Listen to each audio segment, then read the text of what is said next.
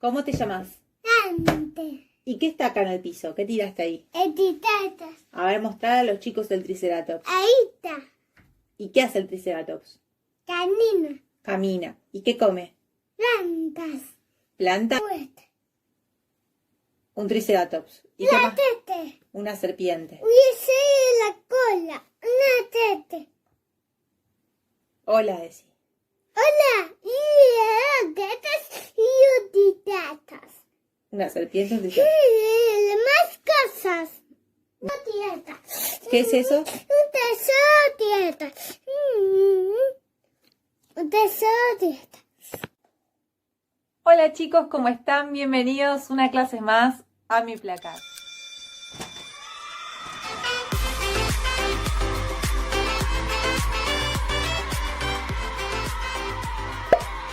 La clase pasada habíamos hecho una mini excursión a lo que es el Poder Ejecutivo de nuestro país. Si mal no recuerdan, habíamos visitado con el Google Map la Casa Rosada, habíamos ido a todas las fotos, a todos los lugares que nos permitía poder entrar, habíamos visto cómo era la página de la Casa Rosada, etc. Hicimos un montón de actividades. El día de hoy vamos a dar por terminada la etapa de lo que es el Poder Judicial y vamos a comenzar, del Poder Ejecutivo, y vamos a comenzar con lo que es el Poder Judicial, ¿sí? Voy a dejar el Poder Legislativo para lo último porque es el más extenso de todos. Bien, vamos a poner de título en la carpeta Poder Judicial.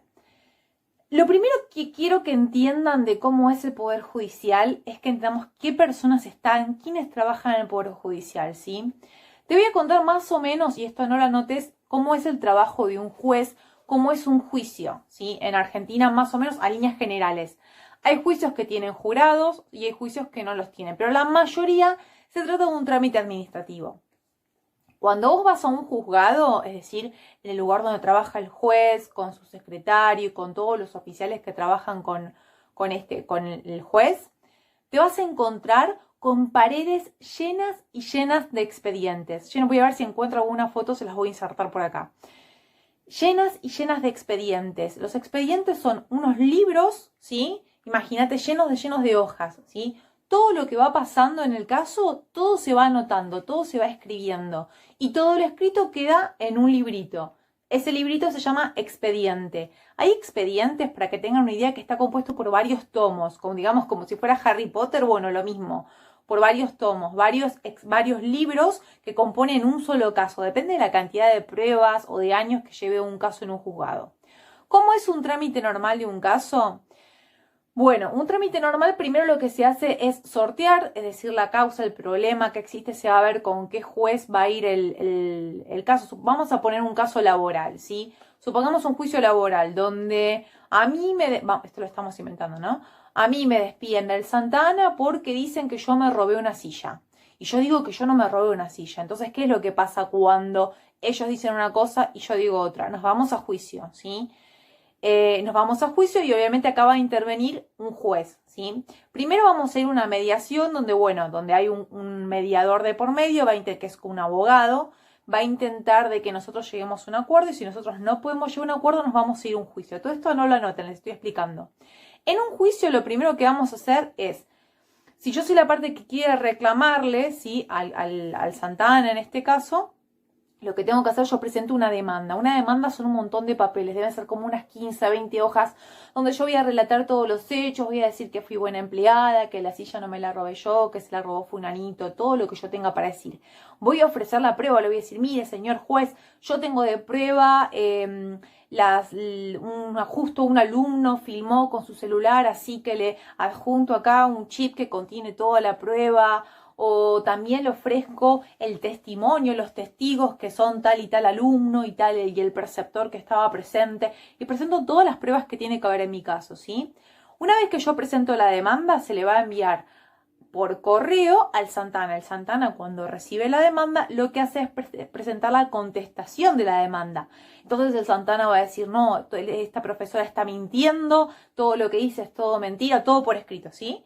Es todo mentira y nosotros ofrecemos tal y tal prueba porque tal profesor estaba presente y vio cómo la profe se robaba la silla y presentan todas las pruebas y ponen todo el caso, digamos, a su favor, cuando yo lo puse hacia mi favor, ¿sí? Una vez que el juez tiene la demanda y la contestación de demanda, lo que se hace es voy a saltearme ciertos momentos de un juicio. Lo que se hace es, el juez dice, bueno, vamos a abrir la tapa a prueba, es decir, se van a presentar todas las pruebas que se puedan presentar. Entonces van a llamar a todos los testigos van a ir al juzgado, van a estar delante de un oficial, que el oficial lo que va a hacer es anotar todo en una computadora, mientras que el testigo va hablando, el testigo va a contar todo su relato, todo lo que tenga que decir, y el oficial copia todo textual, y todo lo que va anotando va entrando todo en la carpeta. Si yo ofrecí, por ejemplo, o por ejemplo el colegio dijo que no, que yo estaba loca, entonces el colegio, para probar que yo estoy loca, tiene que pedir que se me haga una prueba psiquiátrica, ¿sí? Bueno, en ese caso, eso se llaman peritos. Los profesionales que trabajan en los casos se va a llamar peritos. Este perito psiquiátrico lo que va a hacer es hacerme una prueba. Y todo lo que él informe sobre la prueba, si yo soy una persona sana o no lo soy, lo va a presentar también por escrito. Todo se va acumulando. Entonces, una vez que se tengan todas las pruebas escritas, luego de eso, el juez se toma su momento en su despacho, va a leer absolutamente todo y va a emitir la sentencia. Antes de la sentencia están los alegatos. Los alegatos es lo típico que ven ustedes en las películas, que es cuando el abogado se para delante de todos y empieza a decir, bueno, según las pruebas que presentamos y según lo que dijo tal testigo y lo que pareció en tal lado, nosotros tenemos razón. Intentan como de convencer al juez. Bueno, el alegato se puede presentar también por escrito, ¿sí? Entonces se presentan los alegatos, ambas partes presentan los alegatos y en último lugar viene la sentencia del juez. Supongamos, y ahora sí vamos a empezar a prestar un poquito más atención, ¿sí? Que el juez emite una sentencia que a mí no me gustó, ¿sí? Supongamos que dice que el Santana tiene razón. Y yo insisto, la verdad que el Santana para mí no tenía razón, nada más que yo tal vez no presenté pruebas muy buenas, o el juez, no sé, por algún motivo no le caí simpática y falló en mi contra, ¿sí? La sentencia es en mi contra. En ese caso yo puedo apelar, ¿sí? Entonces lo que vamos a ver acá, ¿sí? Es lo siguiente, después lo van a anotar, ahora quiero que vean. Mi caso, en primer lugar, fue a lo que es un juzgado de primero pasó por una mediación, ¿sí? Bueno, no sé si ahí se ve un poquito mejor, ahí apagué la luz. Entonces, el caso, lo primero que pasa es por una mediación, ¿sí? Luego de pasar por la mediación va a pasar por lo que llamamos un juzgado de primera instancia. Juzgado de primera instancia. ¿Sí? Que esto es lo que yo les dije, que el juez no me quiso dar la razón. Acá solamente hay un juez. Un juez que va a ver mi caso. Los jueces tengan en cuenta que, más allá de que son personas de que saben mucho, esto es como los doctores, ¿sí? Hay jueces por áreas, es decir, hay jueces que, así como hay doctores, por ejemplo, si vos tenés un problema del corazón, no va a ser un pediatra, sino que va a ser un cardiólogo. Los jueces es lo mismo, ¿sí? Hay jueces que se dedican al área penal, hay jueces que se dedican al área civil, etcétera, al área laboral también. Entonces, un juez de primera instancia, en este caso fue un problema laboral, así que un juez del área laboral vio mi problema, falló una sentencia en contra mía. A mí no me gustó, lo que yo hago es apelar. Cuando yo apelo voy a un juez que es más importante. Entonces lo que voy es a lo que es la Cámara. Mis A son triángulos, chicos. Cámara de Apelaciones.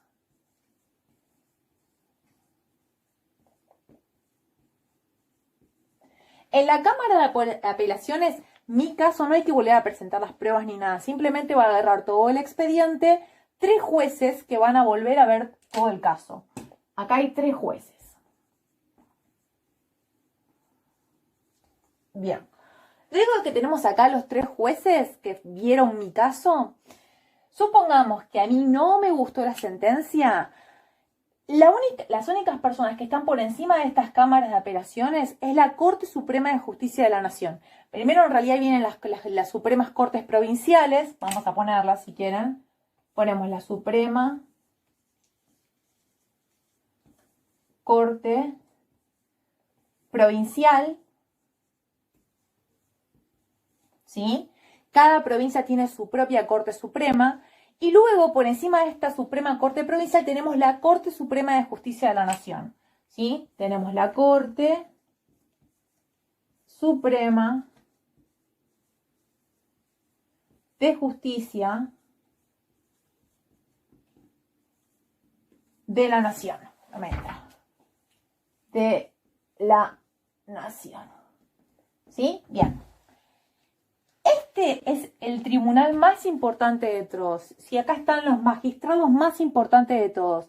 Acá en las Supremas Cortes Provinciales varía según lo que diga la Constitución de las provincias la cantidad de jueces que va a haber en las Supremas Cortes Provinciales. Pero en la Corte Suprema de Justicia de la Nación siempre vamos a tener un total de 5 jueces. Antiguamente llegaban a ser, en un momento creo que eran como 9, llegaban a ser, se redujo el número y hace poco, con una última modificación que hubo, el número quedó en 5 jueces. Y eso es lo que vamos a aprender el día de hoy. ¿Quiénes son esos jueces? ¿Sí? ¿Quiénes son los que pueden tomar decisiones? Ahora, preguntas. ¿Cualquier caso puede llegar a la Corte Suprema? No. A la Corte Suprema solamente van a llegar los casos más importantes. Ahora sí, copien esto, ¿sí? A la Corte Suprema solamente van a llegar los casos más importantes. ¿Qué casos son los más importantes?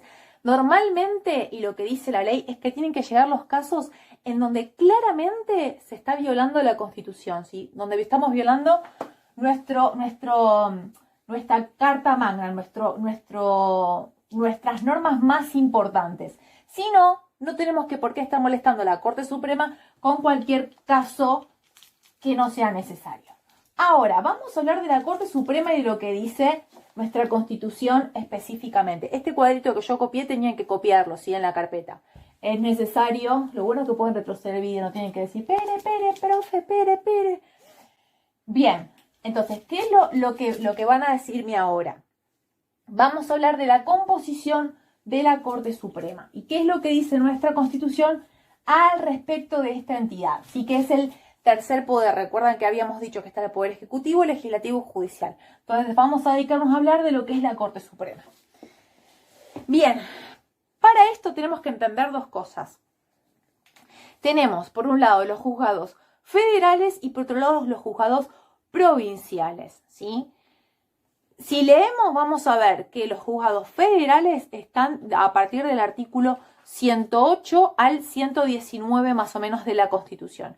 En cambio, cuando hablamos de los juzgados provinciales, es decir, la justicia ordinaria, la justicia de las provincias, lo vamos a encontrar donde dice el artículo 5 de la Constitución, que paso a leérselos. El artículo 5 dice lo siguiente. Cada provincia dictará para sí una constitución bajo el sistema representativo republicano de acuerdo con los principios, declaraciones y garantías de la Constitución Nacional. Y esta parte, escuchen bien, que asegure su administración de justicia, su régimen municipal y la educación primaria bajo estas condiciones. El gobierno federal garante a cada provincia el goce y el ejercicio de sus instituciones. Acá lo que acabamos de leer es que la Constitución le va a dar el derecho y la obligación a las provincias de administrar su propia justicia. Es decir, así como a nivel nacional se va a crear un poder judicial, a nivel provincial cada provincia tiene que crear su justicia ordinaria, tiene que crear su propio sistema judicial, ¿sí? Eso no quita que haya juzgados federales, es decir, nacionales, dentro de cada provincia, ¿sí? No solo dentro de lo que es la capital federal, ¿sí? Ahora, vamos a hablar específicamente de la justicia nacional. Y vamos a ver el artículo 116 de la Constitución. Y dice lo siguiente. Paso a leerles y aparece en pantalla para que ustedes lo puedan leer conmigo. Corresponde a la Corte Suprema y a los tribunales inferiores de la Nación, siempre hablando del sistema federal y no del sistema provincial, el conocimiento y decisión de todas las causas que versen sobre los puntos regidos por la Constitución, por las leyes de la Nación, con la reserva hecha en el inciso 12 del artículo 75, y por los tratados con las naciones extranjeras, de las causas concernientes a los embajadores, ministros públicos, cónsules extranjeros, de las causas de almirantazgo y jurisdicción marítima, de los asuntos que la nación sea parte, de las causas que se susciten entre dos o más provincias, entre una provincia y los vecinos de la otra, entre los vecinos de diferentes provincias y entre una provincia y sus vecinos o contra un estado o ciudadano extranjero. Bien, acá lo que dice es ¿Cuáles son las competencias? Es decir, ¿cuándo le corresponde a la justicia nacional, a la justicia federal actuar? Y es decir, y no le corresponde a la provincial. Entonces van a anotar, ¿sí?, en sus carpetas, le corresponde a la justicia federal, ponen entre paréntesis artículo 116 de la Constitución Nacional, actuar en los siguientes casos. Temas que estén regulados dentro de la Constitución Nacional. Ese primer ítem. Segundo ítem, cuando se trate de leyes nacionales. Tercer ítem, cuando se trate de tratados internacionales. Otro ítem, cuando se trate de la jurisdicción marítima. Otro ítem, cuando se trate de embajadores, cónsules, etc. Y un último ítem sería cuando se trate de problemas entre provincias, ¿sí? Porque obviamente no podría resolver el de la provincia de San Juan si hay un problema entre San Juan y Neuquén, porque también podría actuar el de Neuquén. Entonces, ¿qué hacen? Que lo resuelva un juez nacional, ¿sí? Que es superior a esos jueces. Bien, esos serían los casos. Requisitos para ser miembro de la Corte Suprema. Los requisitos para ser miembro de la Corte Suprema son los siguientes. La ley dice que tiene que ser los mismos requisitos que para ser senador y los requisitos que anota acá. Los mismos requisitos para ser senador,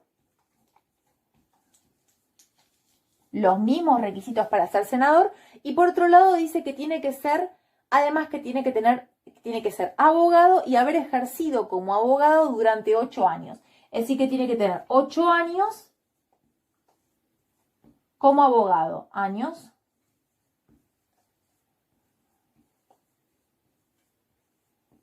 como abogado matriculado, es decir, abogado que esté trabajando, no que me recibí hace un montón de años, me dediqué a la caza y la pesca y ahora quiero postularme para juez. No, tenés que tener 8 años ejerciendo como abogado. Ahora, ¿cuáles son los requisitos para senador que aplican en este caso? Son los siguientes. Los requisitos para senador nosotros todavía no los estudiamos, pero bueno, vamos a nombrarlos. Ya los habíamos nombrado cuando hablamos del tema del presidente. Hay un requisito que dice que un senador tiene que tener una renta anual de 2.000 pesos fuertes. Chicos, este requisito ya no existe más porque 2.000 pesos fuertes no existe hoy en día, ¿sí? Es un requisito irrelevante. Así que este requisito no iría, ¿sí? El siguiente requisito que sí va, dice que para ser senador se necesita tener 30 años de edad o más, ¿sí? O sea que una persona que tiene 30 años de edad puede ser senador y podría ser también juez, en nuestro caso. Este requisito sí va, el de tener 30 años de edad, ¿sí?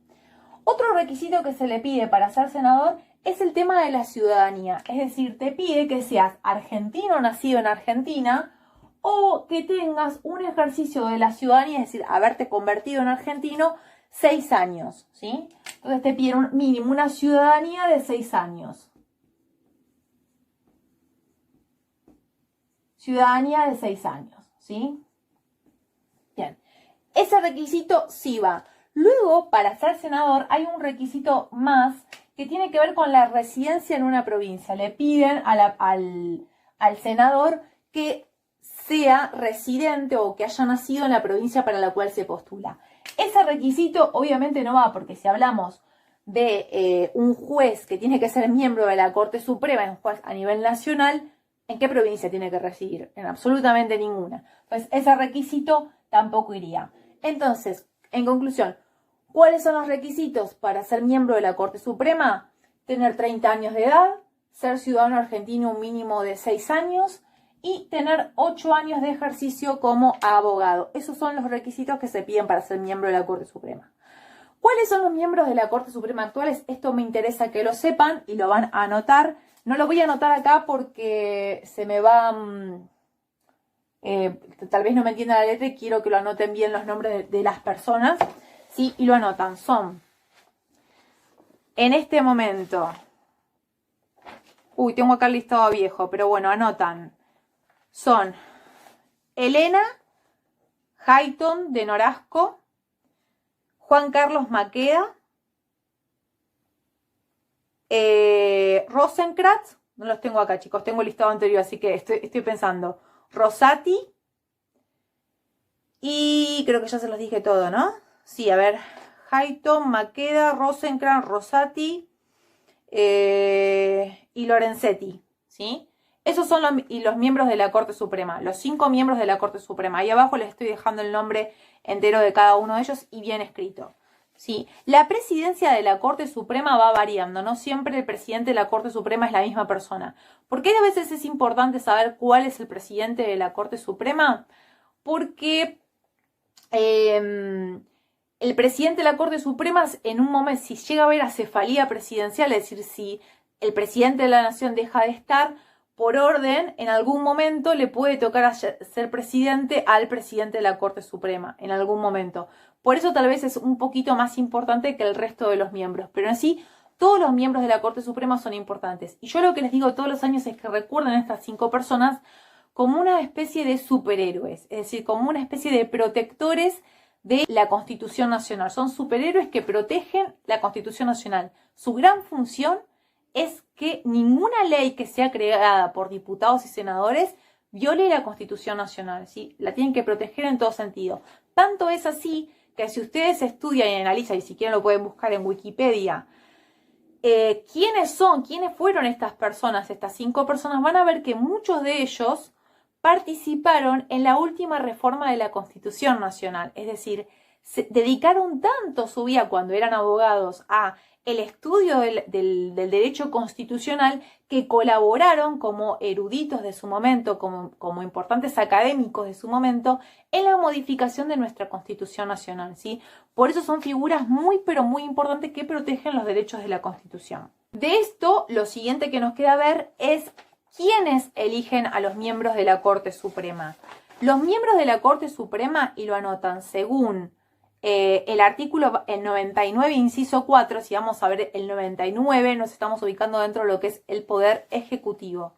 El 99, en su inciso 4, que son las atribuciones del Poder Ejecutivo, es decir, el poder que tiene el presidente de la Nación, dice que uno de sus poderes es nombra a los magistrados de la Corte Suprema con acuerdo de 2/3, con acuerdo del Senado por 2/3 de sus miembros presentes, en sesiones públicas convocadas a tal efecto, ¿sí? Luego continúan las funciones, pero me interesan que entiendan primero ante todo lo que es esta oración, que el presidente de la Nación es quien va a nombrar a los miembros de la Corte Suprema con acuerdo del Senado, ¿sí? El Senado, 2/3 del Senado, tienen que levantar la mano y votar a favor de las personas que se van a postular como miembros de la Corte Suprema. ¿Cuánto dura un miembro de la Corte Suprema? Se suele decir que el puesto es vitalicio. En realidad el puesto dura hasta que tienen 75 años de edad. Es decir, que si a vos te eligieron cuando tenías 30 años de edad, podés quedarte como juez de la Corte Suprema hasta que tengas 75 años de edad. ¿Podés irte antes? Sí, podés irte. Tenés que presentar tu renuncia al resto de tus compañeros, a los 4 compañeros restantes, tenés que presentar tu renuncia. Una vez que es aceptada la renuncia, te podés ir sin ningún problema. ¿Te pueden echar? Sí, te pueden echar por mal comportamiento, por supuesto. Ahora, siguiente tema. ¿Qué pasa luego de los 75 años si el juez quiere continuar trabajando? ¿Puede hacerlo? Sí, puede hacerlo, pero luego de los 75 se le empieza a tomar ciertas evaluaciones para ver si la persona continúa siendo competente. Se dice que tal vez una persona de avanzada edad no puede razonar, tal vez de la misma manera que lo hace una persona mucho más joven. Entonces, sí se suele tomar ciertas evaluaciones a estas personas para ver si son competentes para quedarse aún en su cargo. ¿Ha pasado? Sí ha pasado. Han continuado en su cargo hasta los 90 y pico de años, así que no hay ningún, digamos, antecedente de alguien que hayan tenido que echar por algún tipo de incapacidad en el cumplimiento de sus funciones. No habría antecedentes, creo, ¿sí? O sea, no, al menos no en los últimos años. Siguiente tema, ahora sí, vamos a poner de subtítulo Consejo de la Magistratura, ¿sí? Debajo de todo, el Consejo copian textual. El Consejo de la Magistratura es el encargado de presentar la terna de jueces al Poder Ejecutivo. Esto lo estoy dictando textual, quien los elige como jueces federales con acuerdo del Senado. Bien, acá lo que estamos diciendo es que fuera de lo que son los jueces de la Corte Suprema, los jueces que están debajo de la Corte Suprema, que pertenecen al sistema federal, no al sistema provincial, son elegidos, entre comillas, son propuestos por el Consejo de la Magistratura. El Consejo de la Magistratura es un grupo de personas, ahora vamos a ver quiénes son, que lo que van a hacer es llamar a un concurso donde van a haber varios postulantes, ¿sí? Se van a tener que rendir cierto tipo de exámenes, presentar sus currículos, decir cuáles son, dónde estudiaron, qué notas tenían, con quiénes trabajaron, si escribieron algún tipo de artículo académico, etcétera, a ver cuál es su currículum, qué hicieron con su vida para ser buenos abogados y ahora estar postulándose para jueces. Entonces, el Consejo de la Magistratura va a elegir a algunos de ellos y lo que va a hacer es presentar de a tres, cuando hay una vacante, presenta una terna que se la muestra al Poder Ejecutivo para que éste elija a los jueces con acuerdo del Senado, ¿sí? También, otro ítem debajo, el Consejo de la Magistratura se encarga de controlar y de sancionar a los jueces federales, ¿sí? Otra función que tienen debajo es que es el acusador en un juicio político a un juez nacional, ¿sí? Y entre paréntesis, quien va a juzgar a un juez nacional es el jurado de enjuiciamiento, que vamos a verlo dentro de un ratito. ¿Qué más? A ver, ¿cómo está compuesto? ¿Sí? Primero, el Consejo de la Magistratura fue creado en la modificación, en la reforma de la Constitución del año 1994 y se incorporó en el artículo 114 de la Constitución. Si yo me voy al 114, me va a decir absolutamente, si ahí se los dejo en pantalla, cuáles son todas las funciones del Consejo de la Magistratura y de qué trata exactamente. Van a notar también como importante la composición, cómo está compuesto. Actualmente está compuesto por, creo que son 13 miembros, son 3 jueces, ¿sí? 3 senadores y 3 diputados. Los 3 senadores y 3 diputados son elegidos por los presidentes de ambas cámaras, y el presidente de la Cámara de Senadores y la presidenta de la Cámara de Diputados, que los van a elegir y los partidos políticos van a proponer, a ver, por ejemplo, supongamos Cámara de Diputados, ¿sí? Los partidos políticos proponen a estos jueces, ¿sí? Proponen a estos diputados para estar en el Consejo de la Magistratura, y el presidente de la Cámara de Diputados va a elegir cuáles de esos diputados van a surgir para que pertenezcan al Consejo de la Magistratura. Lo mismo pasa con el Senado, ¿sí? Entonces, 3 jueces, 3 senadores, 3 diputados, 2 abogados. Los abogados son electos, los votan sus mismos colegas, ¿sí? Luego es un representante del Poder Ejecutivo, que obviamente es elegido por el presidente de la Nación, y luego un académico, ¿sí? O un científico que tiene que ser elegido por el Consejo Universitario Nacional. Bien, duran en su cargo 4 años y no pueden ser reelectos en el periodo inmediato. Tienen que dejar pasar 4 años para poder ser electos. ¿Por qué les aclaro cómo son, quiénes los eligen a cada uno de estos miembros del Consejo de la Magistratura? Porque esto está en cierto dilema desde el año 2013. En el año 2013, para que se hagan una idea, salió una ley que luego se declaró inconstitucional, que lo que decía es que los miembros del Consejo de la Magistratura tenían que ser electos por el pueblo de la nación. Es decir, que en las elecciones nacionales, cuando vos votas al presidente, diputados y senadores, en esas listas de partidos políticos tenían que agregarse a los jueces que se postulaban, a los miembros que se postulaban para el Consejo de la Magistratura. Es decir, tenían que incorporarse a los senadores, a los diputados, a los jueces, a los abogados y al académico dentro de estas listas. ¿Cuál fue el problema y por qué la Corte Suprema de Justicia de la Nación, estos 5 jueces que hablamos recién, la declaró inconstitucional? Porque decía que en realidad estás obligando a los jueces, sobre todo a los jueces, no tanto a los diputados y a los senadores que pertenecieran al Consejo de la Magistratura, a adherirse a un partido político. Y esto no era una actividad que el juez tenga que hacer, porque la naturaleza del juez hace que él tenga que ser totalmente apartidario, ¿sí? Y al no tomar partido por absolutamente nadie, hace que su actuar sea mejor. Entonces esto se volvió inconstitucional en la medida en que el Poder Ejecutivo, el Poder Judicial iba a dejar de ser imparcial, ¿sí? Porque iba a tener que justamente este órgano, que es un órgano de contralor, el Consejo de la Magistratura, imagínate, es el encargado de controlar a todos los jueces, iba a estar totalmente lleno de banderas políticas. Entonces, como había que evitar esto, se declaró inconstitucional esta modificación de la ley, ¿sí? Así que todavía nos regimos por la ley antigua. ¿Qué más del Consejo de la Magistratura? Creo que nada más. Bien, lo último que nos queda es el jurado de enjuiciamiento. Chicos, vayan anotando un poquitito de cada cosa. ¿Sí? Del Consejo de la Magistratura me alcanza con que anoten un poco las funciones, y del jurado de enjuiciamiento lo mismo. El jurado de enjuiciamiento, anotan debajo, simplemente está en el artículo 115 de la Constitución Nacional. Si quieren lo pueden leer de ahí para tomar apuntes mejor.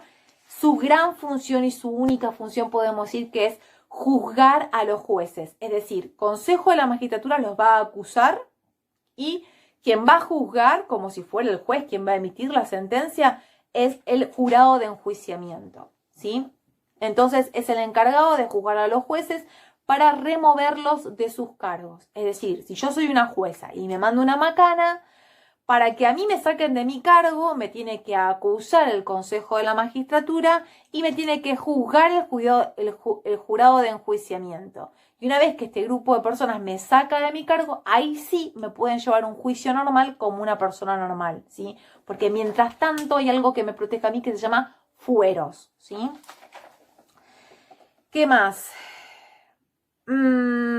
Debajo anotan cómo se remueve a un juez inferior, es decir, no un miembro de la Corte Suprema. Eso lo van a estudiar más adelante. ¿Cómo se remueve un juez inferior? Primer ítem es que el Consejo de la Magistratura entonces lo debe acusar. Luego de que sea acusado, segundo ítem, el juez acusado tiene 10 días para defenderse, ¿sí? Para presentar todas las pruebas que evidencien su defensa, que él es inocente, que no lo tienen que sacar a su puesto. Luego hay 30 días que se da para abrir el caso a prueba, es decir, para que se presenten todas las pruebas que sean necesarias para probar su inocencia. Y luego tiene el jurado de enjuiciamiento 20 días para emitir una sentencia, es decir, para emitir una decisión. Y la decisión que toma el jurado de enjuiciamiento, a diferencia de lo que te expliqué antes, no se puede apelar, ¿sí? Es una decisión que es irrevocable, ¿sí? Es irrecurrible. Es decir, que no se puede ir a pedirle a otra persona que te exima. Por eso es muy importante la figura del jurado de enjuiciamiento y la figura del Consejo de la Magistratura. Bien, chicos, esto es demasiado. Esto es todo por hoy. Espero que hayan entendido algo y que hayan podido tomar algunos apuntes. Si no lo entendieron, simplemente vayan a los artículos de la Constitución y más o menos un poquitito de cada cosa es lo que les estoy pidiendo. Tengan un lindo fin de semana para todos. Besos y los quiero mucho. Adiós, chicos. ¡Mua! Ya se podrá.